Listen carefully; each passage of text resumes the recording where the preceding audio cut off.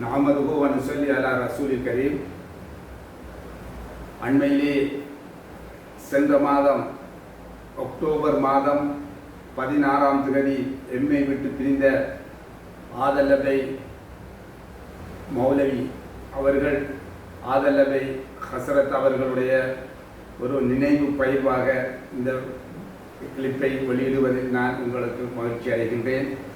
எங்களுடைய ஆதல்லபை மௌலவி அவர்கள் 1946ஆம் ஆண்டு 2ஆம் குறிச்சியிலே முகமது இப்ராஹிம் செய்தா உம்மா ஆகியோர்களுக்கு புதல்வராக பிறந்தார். அவர் தன்னுடைய ஆரம்ப கல்வியை திரியா வித்தியாலயத்திலும் மற்றும் 6ஆம் வகுப்புக்கு மேற்பட்ட கல்வியை காத்தான்குடி மத்திய மகாவித்தியாலயத்திலும் அவர் தன்னுடைய கல்வியை மேற்கொண்டார். 1961 ஜாமியத்துல் எங்களுடைய மദ്രസத்துல் ஃபலா என்று அந்நேரம் அழைக்கப்பட்ட, தற்பொழுது ஜாமியத்துல் ஃபலா என்று அழைக்கப்படுகின்ற அதிலே மௌலவி பட்டம் பெற்றார். 1964ஆம் ஆண்டு மௌலவி ஆசிரியர் ஆனார். 1973 யாழ் பலாலி ஆசிரியர் கலாசாலையில் வர்த்தக ஆசிரியராக தன்னுடைய பயிற்சியை மேற்கொண்டு 1975ஆம் ஆண்டு ஓட்டமாவடி முஸ்லிம்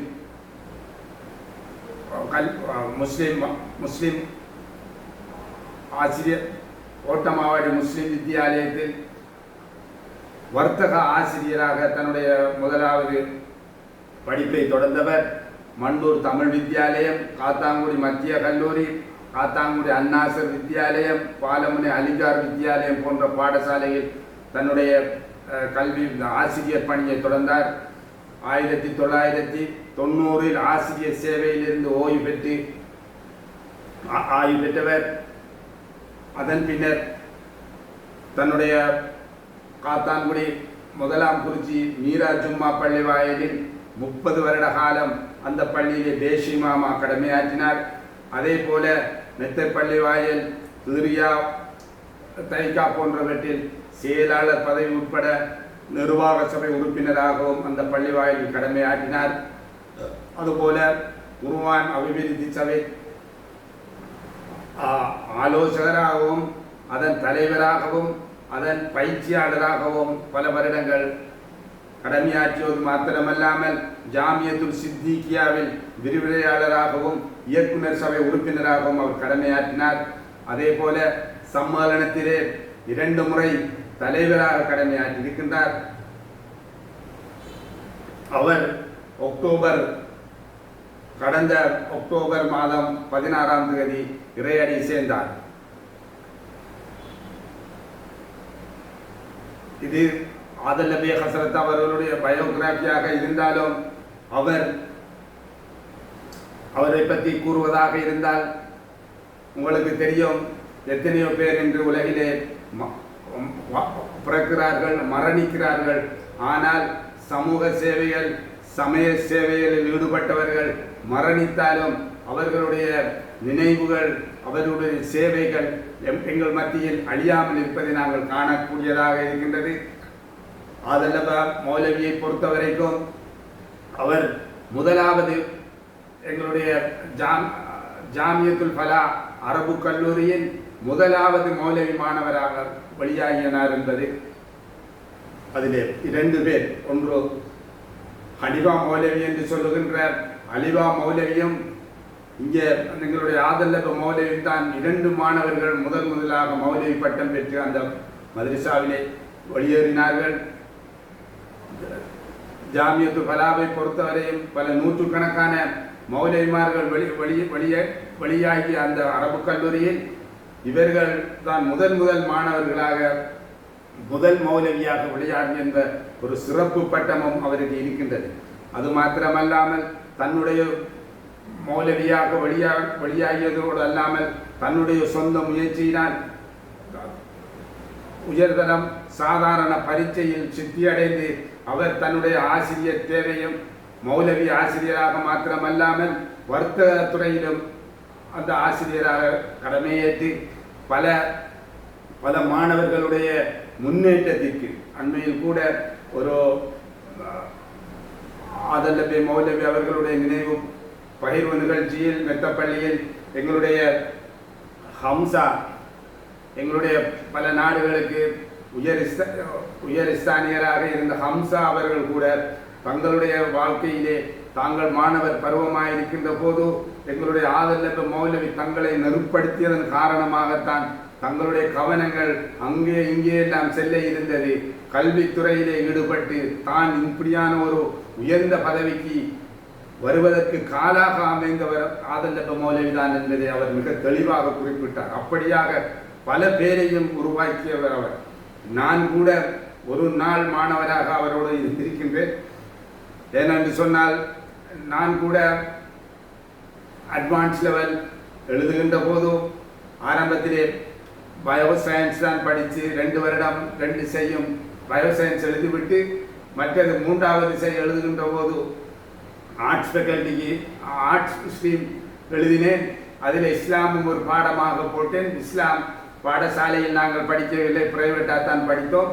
ஆனால் இஸ்லாம் எங்களோடு ஒட்டிய ஒரு பாடம் என்றபடியால் ஒரே ஒரு நாள் தான் அவரிடத்தில் போய் நான் எங்களுடைய எனக்கு ஒரு உசனார் எங்களுடைய இப்பொழுது அசிஸ்டன்ட் கோஆபரேட்டிவ் கமிஷனராக இருக்கின்ற எங்களுடைய உசனார் சார் கூட நானும் அவரும் இன்னும் 2 பேரும் போய் ஒரு நாள் மாத்திரம்தான், ஒரு நாள் என்ன ஒரு சில மணித்தியாலங்கள் மாத்திரம்தான் அந்த எக்ஸாமில் எவ்வாறு நாங்கள் அந்த அந்த கேள்விகளுக்கு பதிலளிக்க வேண்டும் என்று சில டெக்னிக்குகளை எங்களுக்கு கற்பித்தந்த காரணமாக எனக்கெல்லாம் இஸ்லாத்திலே எடுக்க கிடைத்தது. எனவே அந்த வகையிலும் ஒரு நாள் முதல்வன் மாதிரி நான் ஒரு நாள் மாணவர் அவருடைய. அதே போல அவரோட வழியாக அந்த அலிவா மௌலவியும் அவர்கிட்ட நீண்ட காலம் 6ஆம் வகுப்பு 7ஆம் வகுப்பு 8ஆம் வகுப்பெல்லாம் எனக்கு வகுப்பாசிரியராக அவர் தான் இருந்து இஸ்லாம் பாடம் எல்லாம் அவர் படித்திருக்கின்றார். ஆனால் ஆதல்லப மௌலவியை பொறுத்தவரையில் ஒரு நாள் தான் படித்தோம். எனவே ஆதல்லப மௌலவி சம்மேளனத்தில் தலைவராக 2 முறை இருந்திருக்கின்றார். 2 முறையும் அதிலே பல சேவைகள் செய்திருந்த போதும் எங்களுடைய கல்விக்காக வேண்டி அவர் செய்த சேவையிலே டிஓ எங்களுடைய இந்த பிராந்திய இந்த எடுகேஷன் அந்த பிராந்திய அலுவலகம் ஒன்று இங்கே ஒரு நிரந்தர கட்டிடம் இல்லாத காரணத்தினால் கர்பலா பாடசாலையோடு உள்ள ஒரு கட்டிடத்திற்கு அந்த காரியாலயத்தை அமைப்பதற்காக அதுக்காக வேண்டிய பணம் ஒரு தனவந்தர்கள் மூலம் அதுக்குரிய பணத்தை ஏற்பாடு செய்து அந்த கல்வி காரியாலயத்தை புனரமைத்து கர்பலாவில் இருந்து அந்த பாடசாலை கட்டிடத்தை புனரமைத்து அந்த கல்வி காரியாலயமாக அவர் செய்ததை நாங்கள் ஒரு மறக்க முடியாத ஒரு விடயமாக இந்த இடத்திலே ஞாபகப்படுத்த வேண்டும் இந்த சந்தர்ப்பத்திலே நினைக்கின்றேன். அதுபோல பல அவருடைய விஷயத்தில் மிக முக்கியமாக சொல்லுகின்ற விஷயம் என்றால் பல சமூக சேவையில் எதையுமே ஒரு சுவாரஸ்யமாக இப்போ ஒரு நிதிகள் வசூலிக்கல் எங்கே சென்றாலும் ஒரு நகைச்சுவையோடு ஒரு விடயத்தை அவர் காரியம் மாற்றுவதில் ஒரு வல்லவராக எல்லோரும் அவருடைய ஒரு ட்ரேட்மார்க்காக அவருடைய நகைச்சுவை உணர்வோடு அந்த விஷயங்களை கையாளுகின்ற தன்மையை எல்லோரும் அவருடைய நினைவு பெயரில் பேசியதை காணக்கூடியதாக இருக்கின்றது. ஒரு நகைச்சுவையோடு கையாளுகின்றது என்பது ஒரு இலகுவான வேலை இல்லை. காத்தாங்குடியாக்களை சிரிக்க வைக்கிறத போல ஒரு துன்பமான வேலை உலகத்தில் வேறு ஒன்றும் இல்லை. எனவே அவர் அப்படியான சம்பவம் சில சுவாரஸ்யமாக ஒரு முறை மெத்தப்பள்ளி இந்த கிளரியா ஸ்கூல்லே கிளரியா பாடசாலைக்கு ஒரு வழக்கு இல்லாத காரணத்தினால் அந்த கிளரியா ஸ்கூலுக்கு பின்னுக்கு இருந்த அந்த சாவப்புள்ளட வழங்க வேண்டுவதற்கு அப்போ கிளரியா பள்ளியில் இருந்த பணத்தையும் சேர்த்து தான் அந்த வழக்கு சில திரட்டப்பட்ட நிதிகளையும் கிளரியா பள்ளி வாயில் இருந்த பணத்தையும் சேர்த்து அந்த கிளரியா ஸ்கூலுக்கான ஒரு வழக்கை வேண்டி விட்டார்கள். இதால ஒரு பெரும் பிரச்சனை ஜமாத்தார்கள் மத்தியிலே ஒரு பிரச்சனை. பாடசாலை காசை எப்படி இந்த பள்ளிவாசல் காசை எப்படி பாடசாலை ஒன்றை வேண்டுவதற்கு இவர்கள் செலவழிப்பார்கள் வாங்குவார்கள் என்று பிரச்சனை வந்தபோது மிகவும் லாபகமாக அந்த பிரச்சனையை எங்களுடைய ஆதல்ல மௌலவி கையாண்டதை காணக்கூடியதாக இருந்தது.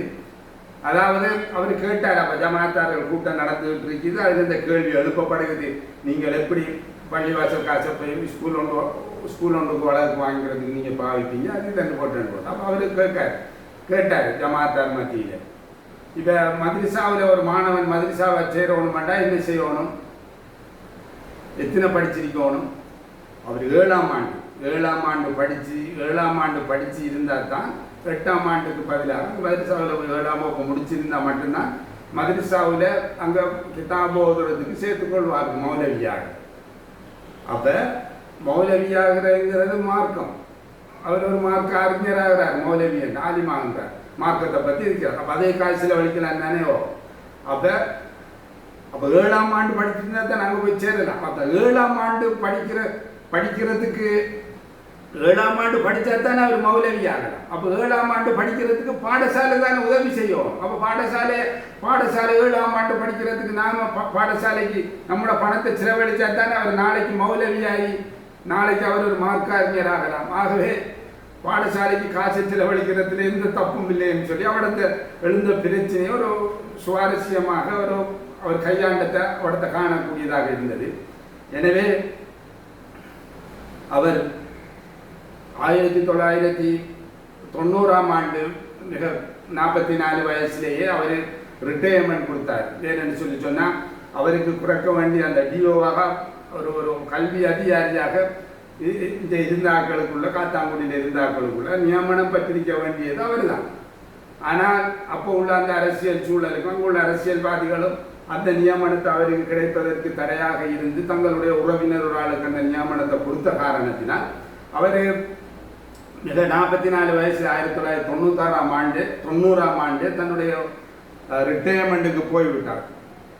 ஏனென்றால் தன்னுடைய ஒரு தகுதி குறைஞ்ச ஆளுகளை தான் வேலை செய்வதையோ தான் மேற்பார்வை செய்யப்படுவதையோ அவர் விரும்பாத காரணத்தினால், அது எப்பவும் அந்த ஒரு மனுஷனுக்கு ஒரு தாழ்வுச்சுக்கு வரத்தான் செய்யும். அந்த மாதிரி அப்படியான ஒரு அரசியல் சூழ்நிலை நடந்ததனாடி அந்த பதவியை தான் ஓய்வு பெற்று சென்றார். அந்த அந்த கவலை அவருக்கு கடைசி வரைக்கும் இருந்ததை காணக்கூடியதாக இருந்தது. அது மாத்திரமல்ல, அவர் செய்த சேவை குர்ஆன் அபிவிருத்தி சங்கம், காத்தாங்குடி குர்ஆன் அபிவிருத்தி சங்கம், அவருடைய குர்ஆன் அபிவிருத்தி சங்கம் எங்களுடைய ஷஹீத் அஹ்மத்